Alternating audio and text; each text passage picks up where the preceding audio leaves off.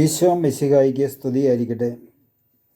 വിശുദ്ധ പൗലോസ്ലീഹ കോരിന്തിലെ സഭയ്ക്ക് എഴുതിയ ലേഖനം 11-ാം അധ്യായം 23 മുതൽ 26 വരെയുള്ള തിരുവചനങ്ങൾ.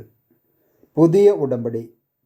കർത്താവിൽ നിന്ന് എനിക്ക് ലഭിച്ചതും ഞാൻ നിങ്ങളെ ഭരമേൽപ്പിച്ചതുമായ കാര്യം ഇതാണ്: കർത്താവായ യേശു താൻ ഒറ്റിക്കൊടുക്കപ്പെട്ട രാത്രിയിൽ അപ്പമെടുത്ത് കൃതജ്ഞതയർപ്പിച്ചതിന് ശേഷം അത് മുറിച്ചുകൊണ്ട് അരുളി ചെയ്തു, ഇത് നിങ്ങൾക്ക് വേണ്ടിയുള്ള എൻ്റെ ശരീരമാണ്, എൻ്റെ ഓർമ്മയ്ക്കായി ഇത് നിങ്ങൾ ചെയ്യുവിൻ.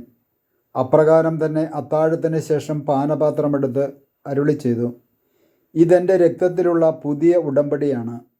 നിങ്ങളിത് പാനം ചെയ്യുമ്പോഴെല്ലാം എൻ്റെ ഓർമ്മയ്ക്കായി ചെയ്യുവിൻ. നിങ്ങൾ ഈ അപ്പം ഭക്ഷിക്കുകയും ഈ പാത്രത്തിൽ നിന്ന് പാനം ചെയ്യുകയും ചെയ്യുമ്പോഴെല്ലാം കർത്താവിൻ്റെ മരണം അവൻ്റെ പ്രത്യാഗമനം വരെ പ്രഖ്യാപിക്കുകയാണ് ചെയ്യുന്നത്.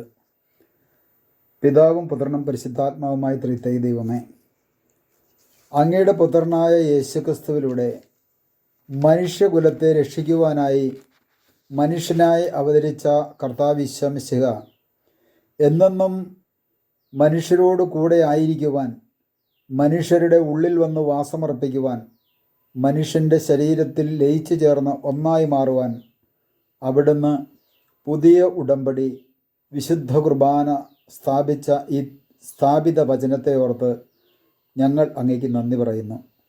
കർത്താവെ, അങ്ങ് കരങ്ങളിലെടുത്തുകൊണ്ട് ഈ അപ്പം എൻ്റെ ശരീരമാകുന്നു എന്ന് പറഞ്ഞപ്പോൾ അതങ്ങയുടെ ശരീരമായി മാറിയെന്നും, പാത്രത്തിലുള്ള വീഞ്ഞ് ഉയർത്തിക്കൊണ്ട് ഇതെൻ്റെ രക്തമാകുന്നു എന്ന് പറഞ്ഞപ്പോൾ അത് രക്തമായി മാറിയെന്നും ഞങ്ങൾ വിശ്വസിക്കുന്നു. അനുദിനം അർപ്പിക്കപ്പെടുന്ന ഓരോ വിശുദ്ധ കുർബാനയിലും അപ്പത്തിൻ്റെ രൂപത്തിൽ അവിടുന്ന് കടന്നു വന്ന് അവിടുത്തെ ശരീരവും രക്തവും ഞങ്ങൾക്ക് ഭക്ഷണപാനീയമായി നൽകി ഞങ്ങളെ അനുഗ്രഹിക്കുന്ന കർത്താവെ, ഞങ്ങൾ അങ്ങേക്ക് നന്ദി പറയുന്നു. പിതാവിൻ്റെയും പുത്രൻ്റെയും പരിശുദ്ധാത്മാവിൻ്റെയും നാമത്തിൽ ആമേൻ.